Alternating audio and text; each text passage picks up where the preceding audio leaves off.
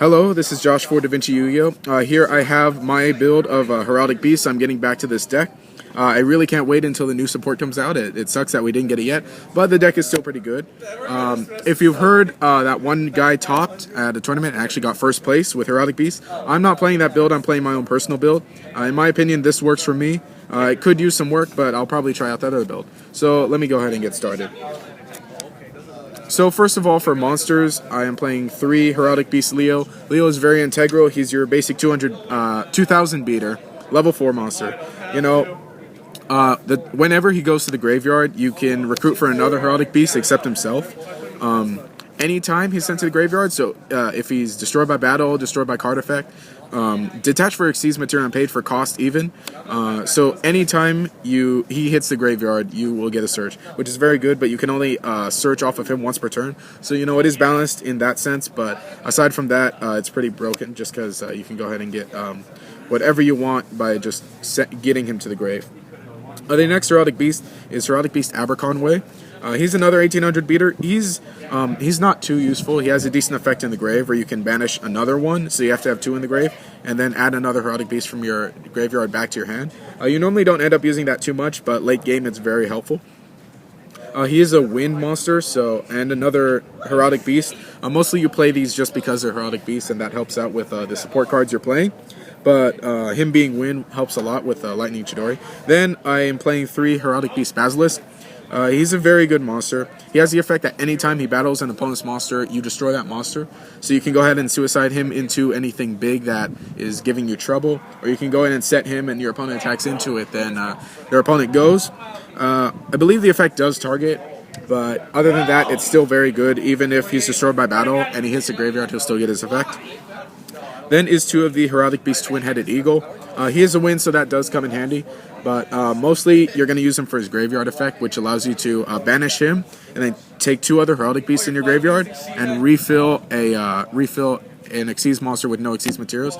So that allows you to just keep Maestroke, just continue to have Maestroke, like, not be destroyed, continue to refill stuff like King Gremlin and everything.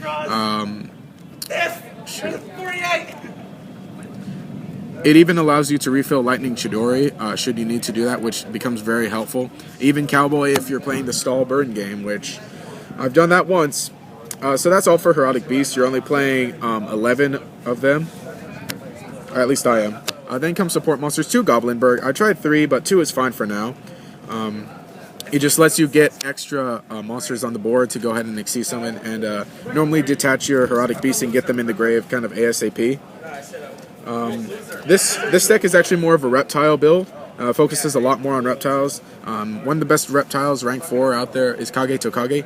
Normal summoning your Leo, special summoning this. Either attack to the battle phase or go straight to something that will let you detach Leo. Normally you would go for the King of the Feral Imps and then detach Leo and get 2 searches off of that. Replenish your hand for another Xyz monster next turn. Very helpful. Along with reptile monsters that you can search out, I am playing 3 Gentlemanders. This is an obscure card that not many people use, but I really like it in the sense that you do play an engine to search it off. You do get extra summons off of it, and summoning 2 of these, which you'll do a lot of the times, you draw 1 and then search out the other.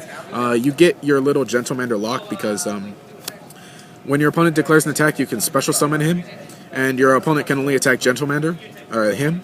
So, you know, declare an attack on your opponent monster, special summon 1. They declare an attack on second Gentlemander, special summon the other, and that creates a mini lock that can hold you off for however long you want it to, or you can go ahead and Xyz summon next turn and get rid of their problem monsters. So that's actually all for monsters, with Heraldic Beast, the Goblinburg, and then the Reptile engine. Moving on to spells, just staple stuff, 1 Dark Hole. I'm only playing 2 MSTs, I feel like that's fine. It is a back row heavy format, but it is a back row heavy format, which means even playing 3 MST, you'll never be able to destroy everything they have. It's mostly here to negate stuff like Tenki when it's played.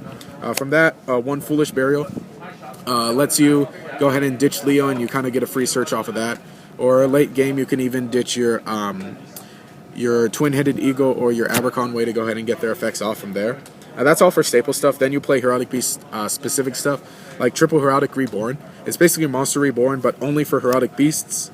Only your level 4 guys in your main deck, not any of the Xyz monsters though. But it's pretty good because then you're essentially playing 3 Monster Reborns and your opponent's playing 0. So that gets pretty broken. Along with that is the triple advanced heraldry art. If you have if you have at least 2 heraldic beasts in the graveyard, it's an automatic Xyz monster. You do end up cycling through a lot of the stuff, a lot of your heraldic beasts quickly, and so this becomes very good, making getting an additional free Xyz monster for 1 card. So that, along with this, these are you play two very overpowered spells and 3 copies each. So that's 6 very overpowered spells in 1 deck, which is essentially what makes it good. That's all for spells. Moving on to traps. This is fairly trap heavy. 1 bottomless, just get rid of problematic stuff. Double mirror force because I like the big destruction. 1 torrential, more big destruction. And if your Leo goes to grave, you do not cry about it. 1 compulsory, get rid of problematic stuff. 2 dimensional prison, banish a lot more, problematic stuff. 1 Phoenix Chain, I kind of want to up it to 2, probably 3. I just don't have the 2nd or 3rd right now, but 1 is fine. Playing 3 right now is definitely very good and very ideal. So I do suggest you bring that up to 2 or at least, or 3 or so. 2 Call of the Haunted, just for extra recursion. You can go ahead and bring back one of your Xyz monsters and then refill it with Twinheaded Eagle, which makes it very good. And right now, just holding a spot, 1/7 Tools of the Bandit, just to shut down your opponent's trap cards. All the traps are pretty self-explanatory, so not much to say there. Really just to stop your opponent. Now moving on to the extra deck. 1 Gaga Cowboy, gets off that a little burn, a late game, or if you you really can't search for stuff, or you really just want to get off your Leo effect. This helps a lot. Even bringing it out in attack mode to get over things, that's also very good. Then 1 Laboval Chain. It can help you out. You can go ahead and ditch Leo and get the effect, or if you have Leo attached to him, you can go ahead and detach Leo, use the effect to ditch another heraldic beast, and then go ahead and play your advanced heraldry art to get 2 Xyz monsters first turn. From there, I'm playing 2 Maelstrokes. I may want to cut it down or something. It's a very great defensive card and offensive when it needs to be. It almost never dies as long as you have Twin-Headed Eagle in the grave, and if you can keep recurring it back with Call of the Haunted as well. But, it's very good. 1 Lightning Chittery. You play a lot of winds, you can go ahead and summon this and disrupt 2 cards from your opponent.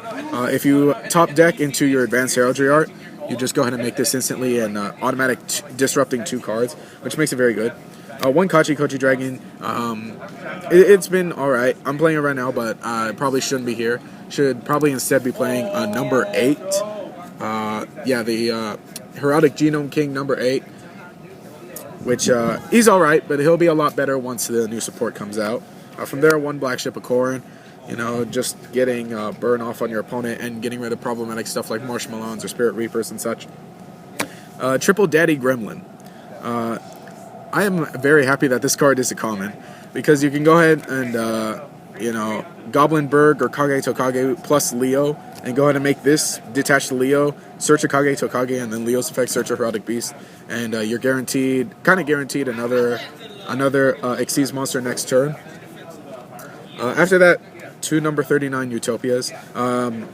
He's not too good right now. I'm just using 1 as a placeholder. You probably should be swapping this one out for number 101. Keeper 1 Utopia might be fine, but 101 is probably much better in this deck because you can continue to refill it with Eagle. So that's great. I just do not have 101s at the moment. I really don't like the price and everything. 1 Violent Sigma. It's still pretty helpful in this current format because most everything is 1 attribute. So why not just make something big, take your opponent's thing, and then just beat over everything they have. Gemknight Pearl, just another basic beater. I lose games sometimes because I don't include this in my extra deck, and I can't get over 25 by having just 2 monsters. Just basic beater. And then 1 Evil Swarm Ouroboros, because I really like that it's the Xyz form of Trishula. You can just go ahead and bring this out and get... Sadly, you only get 1 effect off per turn, and while he's face up on the field, but it's just a basic thing. Especially detaching Leo, getting a plus off, and then making your opponent go -1. As far as other cards go, like Exiton Knight, I do not like Exiton Knight. It's not even too good, honestly, in my opinion. And in this deck, you're probably going to be generating quite a bit of advantage, so you'll never get the effect off. The only changes to this extra deck you should make is probably one number 8 Heraldic, the Heraldry Genome King and everything, and then maybe 1 or 2 Shark Knight or whatever, 101, as he's insane in this deck. So that has been my Heraldic Beast deck for 2014. I do plan to try out other builds of it, especially that one build at top. When the new support comes out, the way this deck works is going to change dramatically, and so I'll be able to cover that. I do play it on Dev Pro, so if you want to go ahead and see that, leave a like and a comment down below, and I'll go ahead and show you guys that one. But I normally like IRL deck profiles just because more professional. So anyway, that's been it for now. If you like the content, please remember to subscribe. Continue to like and comment to show your support, and help me get up to 100 subs, and I'll make a very special video. So anyway, this has been Josh for DaVinci Yu-Gi-Oh!, and I'm signing out.